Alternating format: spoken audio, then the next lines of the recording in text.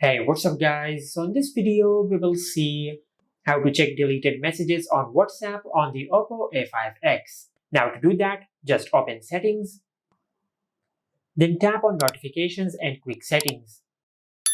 From here, just tap on more settings. Now at the end of the page, you will find the option of notification history. Just tap on it. Now just enable the toggle for notification history.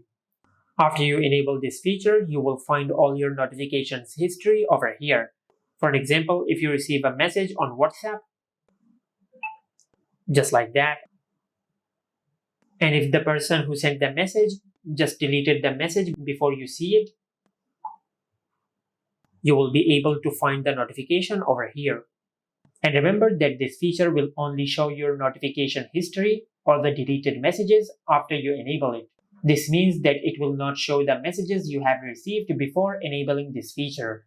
It will only show the notification history of the messages after you enable this feature.